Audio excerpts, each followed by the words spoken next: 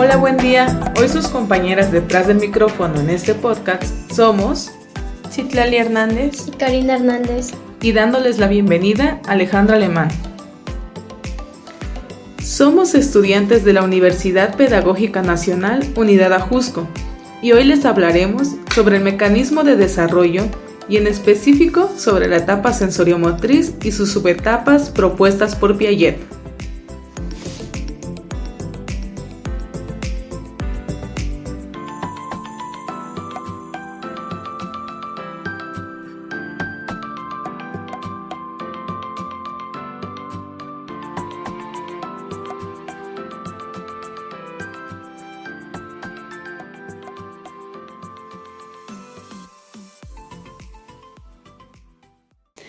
Para comenzar a adentrarnos en el tema sobre el mecanismo de desarrollo, es necesario mencionar que las capacidades del recién nacido son más notables de lo que generalmente se les atribuye. Se pueden observar rápidos cambios y avances que se producen en poco tiempo. Para seguir entendiendo cómo el niño va progresando, tenemos que examinar cómo se produce el desarrollo en sus aspectos más generales.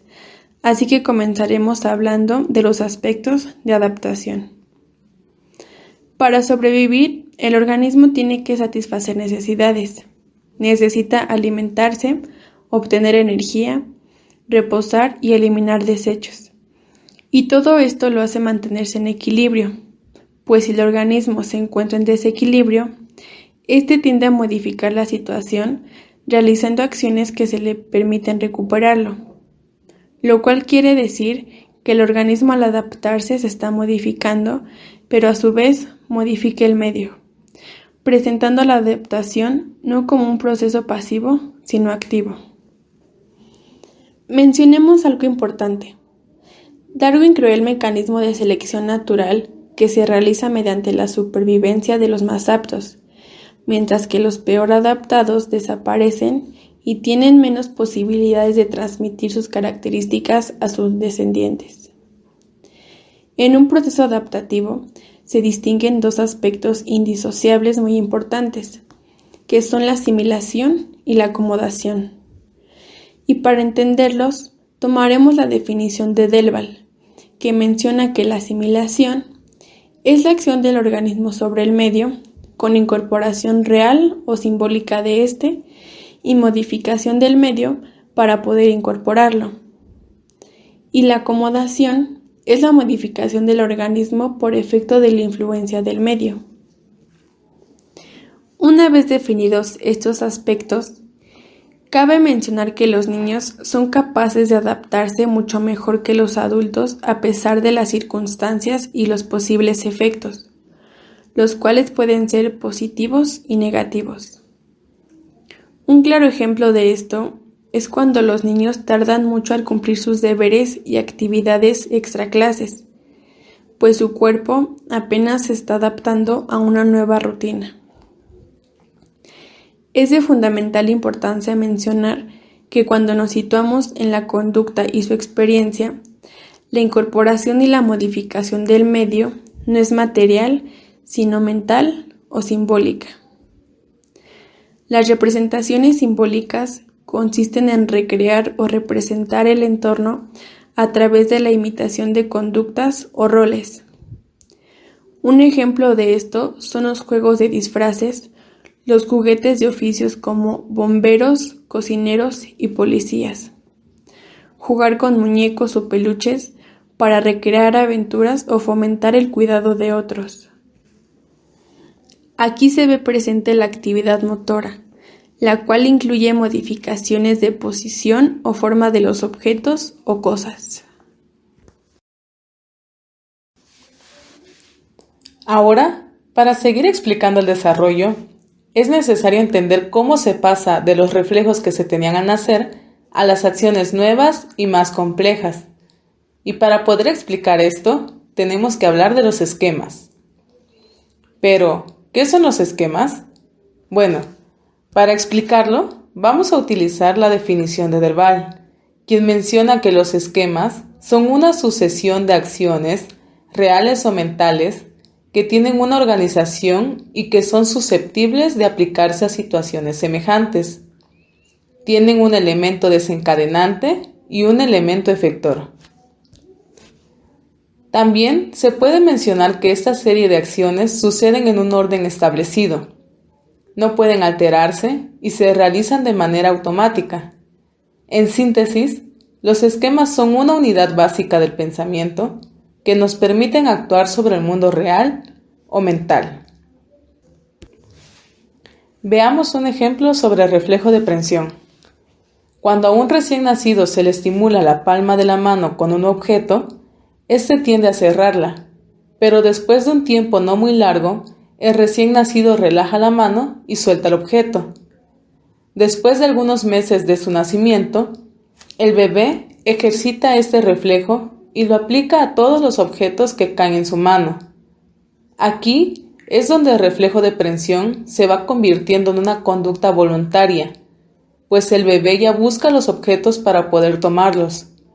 Pero como sabemos, no todos los objetos son de los mismos tamaños o formas, por lo cual la prensión ya no solo se realiza con toda la mano como al principio, sino que busca irse perfeccionando y así lograr utilizar los músculos pequeños que permiten la unión del dedo pulgar e índice. A este tipo de prensión se le conoce como prensión fina, la cual es de suma importancia para el desarrollo humano, y así de esta forma el niño busca conocer y acomodarse a los objetos teniendo en cuenta sus características. Con este ejemplo podemos notar que los reflejos iniciales dan lugar a conductas distintas donde el niño absorbe todo sobre el mundo, pero siempre actuando sobre él, y esto le permite crear nuevos esquemas donde con una aplicación repetitiva estos se llegan a automatizar, y en este punto es donde se puede decir que se ha formado un hábito. A lo largo del desarrollo evolutivo, los esquemas presentes se van combinando y acomodando, lo cual permite realizar acciones cada vez más complejas de carácter perceptivo, motor y abstracto. Existen problemas que a veces resultan más difíciles de resolver, y esto sucede porque no se tienen esquemas establecidos, para lo cual es necesario formar nuevos esquemas. De igual forma, existen esquemas a los que algunos autores han llamado guiones, parecidos a los de una película, pues son los que guían nuestra acción en situaciones sociales y nuestras expectativas sobre las acciones de los demás. Una vez definidos algunos conceptos para entender el mecanismo de desarrollo, pasaremos a comentar los estadios propuestos por Piaget, los cuales se pueden establecer en 3 periodos que ayudan al bebé en su desarrollo cognitivo y motor. El primero es el periodo sensoromotor, que abarca desde el nacimiento hasta los 18 y 24 meses de nacimiento. Aquí el progreso es muy grande, es donde el sujeto construye conceptos de espacio y tiempo, y el término de esta etapa se ve caracterizado por la aparición del lenguaje. Esta etapa cuenta con 6 subetapas, las cuales son: 1. El ejercicio de los reflejos. Por ejemplo, el reflejo tónico del cuello, el reflejo de prensión, el reflejo de marcha, entre otros. 2. Reacciones circulares primarias. 3. Reacciones circulares secundarias. 4. Coordinación de los esquemas secundarios. 5. Reacciones circulares terciarias. Y 6. Invención de medios nuevos por combinación mental. El segundo periodo que establece Piaget es el de preparación y organización de las operaciones concretas, que va desde el año y medio hasta los 11 y 12 años y se divide en 2 subperiodos. El primer subperiodo es el preoperatorio, que va desde los 2 hasta los 7 y 8 años, y a su vez este mantiene otras divisiones, las cuales son: 1. La aparición de la función semiótica y el comienzo de la interiorización de los esquemas de acción en representaciones, que se da entre los 2 y 4 años. 2. Organizaciones representativas fundadas sobre configuraciones estáticas y sobre asimilación a la acción propia, que se da entre los 4 y 5 años y medio. Llamado nivel 1A, Y como última división se encuentran las regulaciones representativas articuladas, que se presenta entre los 5 años y medio y hasta los 7. También es conocido como nivel 1B. El segundo subperiodo es el de las operaciones concretas, que va desde los 7 hasta los 12 años y se encuentra dividido por el nivel 2A, que es el de las operaciones concretas simples y se da de los 7 hasta los 9 años, y por el nivel 2B o de completamiento de las operaciones concretas, que se presenta de los 9 hasta los 11 años. Por último, se encuentra el periodo de las operaciones formales, que va desde los 11 hasta los 15 y 16 años de edad, y se encuentra dividido por el nivel 3A, donde se da el comienzo de las operaciones formales entre los 11 a los 13 años, y por el nivel 3B, donde se presentan las operaciones formales avanzadas, que son desde los 13 a los 15 años. Según Piaget, cada estadio está caracterizado por una estructura que puede expresarse de una manera lógico-matemática, que tiene que ver con la forma en que el sujeto aborda los problemas y cómo se enfrenta al mundo circundante.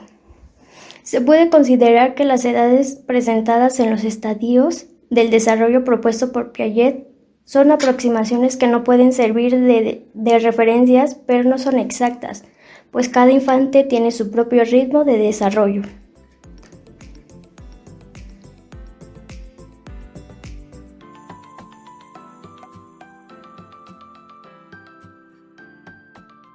Ahora, después de haber reconocido las etapas del desarrollo, según Piaget, nos centraremos en los principales desarrollos presentados en la etapa sensoriomotriz y en sus subetapas.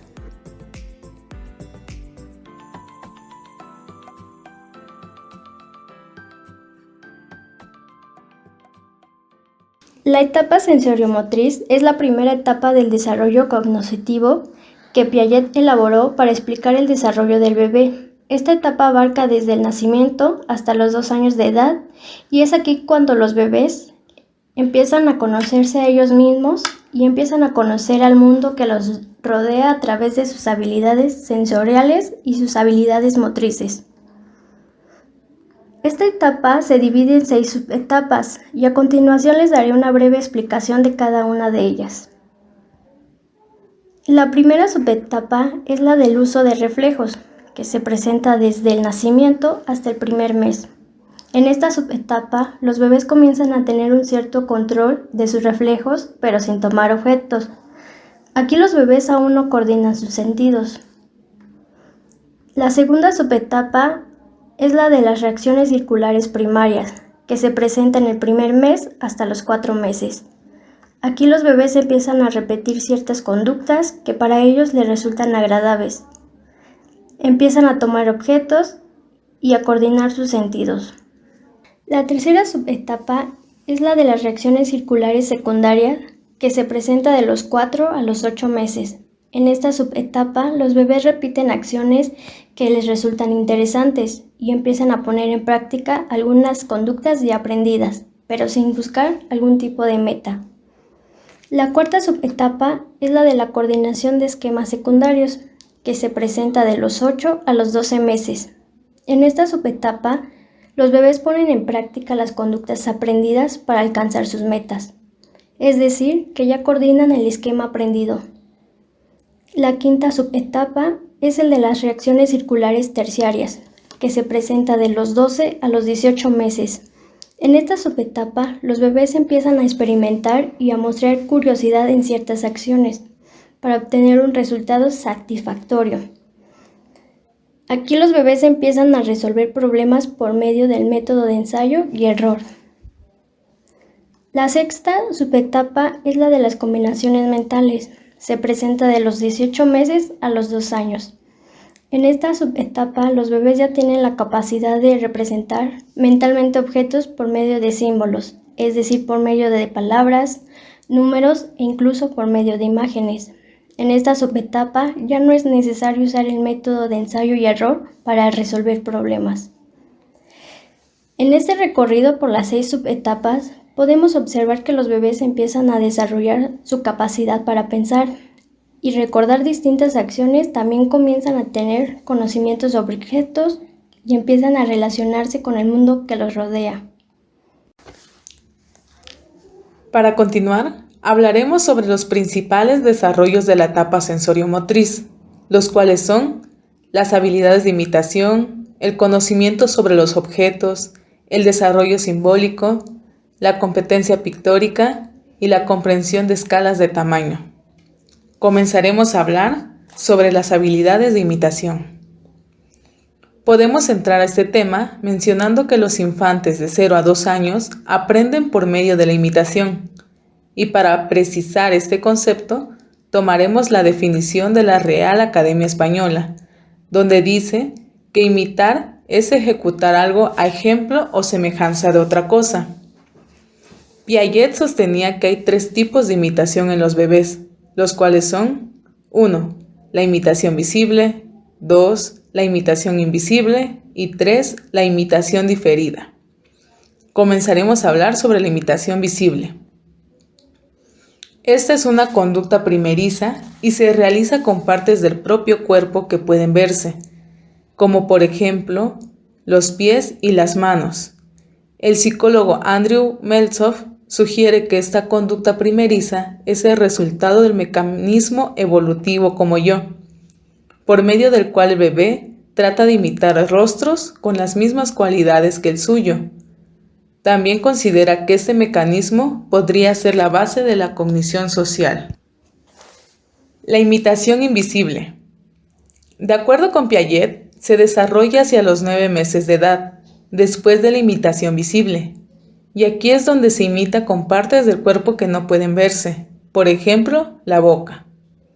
Por último, está la imitación diferida. Este tipo de imitación se presenta después del desarrollo de las representaciones mentales, o sea, de los 18 a los 24 meses de edad, y consiste en que después de cierto tiempo se puede realizar una reproducción de una conducta observada al momento de enviar un símbolo guardado de esta. Por otra parte, Meltzoff y Moore sostienen que esta imitación parece comenzar desde los 6 a los 9 meses, llevándonos a pensar que los infantes pueden recordar aunque lo hagan de forma lenta. Es necesario expresar que existe un método de investigación en la que los infantes son inducidos a imitar una serie específica de acciones que han visto, pero que no necesariamente han realizado antes. Y a este método se le llama imitación elicitada. Ahora continuaremos hablando del desarrollo de conocimientos sobre los objetos y el espacio. Rakison menciona que la capacidad de percibir el tamaño y la forma de los objetos podría ser un mecanismo evolutivo primitivo para evitar a los depredadores. La idea o el concepto que se tiene de objeto es que tienen su propia existencia, ubicación en el espacio y características. Todo esto es un desarrollo cognitivo fundamental que permite lograr una imagen ordenada de la realidad física. Es importante realizar la siguiente pregunta. ¿Cuándo se desarrolla la noción de permanencia de objeto? La noción de permanencia de objetos se desarrolla de forma paulatina. Como ya sabemos, al principio los infantes no poseen la permanencia de objetos, sino que se ve presente hasta la tercera subetapa, alrededor de los 4 a los 8 meses, que es cuando buscan cosas que se les cayeron, pero si los niños no observan que el objeto está tirado, es como si no existiera para ellos. En la cuarta subetapa, que va de los 8 hasta los 12 meses de edad, los infantes ya buscan los objetos donde los vieron antes de que alguien se los escondiera, y poco a poco se va observando un desarrollo en el niño que le permite entender que los objetos cambian de lugar. En la quinta subetapa, que se desarrolla de los 12 a los 18 meses, los infantes ya no cometen el mismo error antes mencionado, sino que, como menciona Piaget, ahora buscan un objeto en el último lugar en el que lo vieron. La noción de permanencia del objeto se desarrolla completamente en la sexta subetapa, que va de los 18 a los 24 meses, y es donde los niños ya pueden buscar los objetos aunque los hayan escondido. En este tema sobre la permanencia del objeto, es importante hacer mención de la teoría de los sistemas dinámicos de Esther Telen, que postula que la decisión de dónde deben buscar un objeto escondido no está relacionada con lo que los bebés saben, sino con lo que hacen y por qué lo hacen. Ahora proseguiremos mencionando el desarrollo simbólico, la competencia pictórica y la comprensión de escalas de tamaño. Los símbolos son representaciones deliberadas y son de suma importancia, porque por medio de estos es que generamos los conocimientos aprendidos sobre el mundo y no por medio de la observación ni la experiencia. Por eso es necesario aprender a interpretarlos desde la niñez, pero esto no es tarea fácil, pues antes de aprender a interpretarlos se debe tener una mentalidad simbólica que nos facilita la atención a los símbolos y su relación con lo que representan. Deleuze ha estudiado un aspecto de dicha mentalidad, que trata del aumento de la competencia pictórica, la cual es la capacidad de entender la naturaleza de las imágenes. Retomando lo anterior, es necesario mencionar que sin esta competencia pictórica, los niños suelen tener muchos errores de escala a causa de la mala coordinación de dos sistemas cerebrales existentes, los cuales son 1. El sistema que le permite al niño reconocer y categorizar un objeto, y 2. Otro sistema que permite distinguir los tamaños de los objetos y emplear la información para controlar las acciones. Para finalizar, es necesario mencionar que si no se establecen las reacciones circulares necesarias, el infante podría presentar algún tipo de irregularidad en el desarrollo, como por ejemplo, síndrome de Down, autismo o síndrome de Asperger, lo cual implicaría un retraso en el crecimiento físico, en el aprendizaje, el lenguaje, la relación afectiva y la forma de percibir el mundo y la memoria.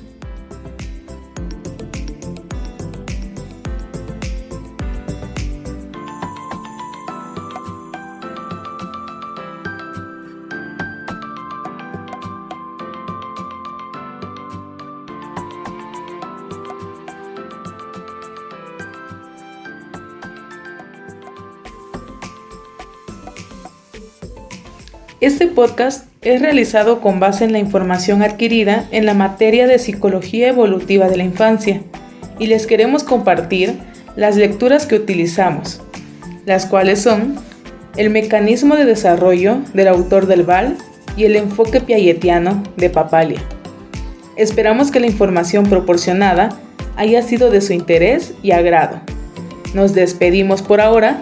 Citlali Hernández, Karina Hernández Y Alejandra Alemán. Hasta la próxima.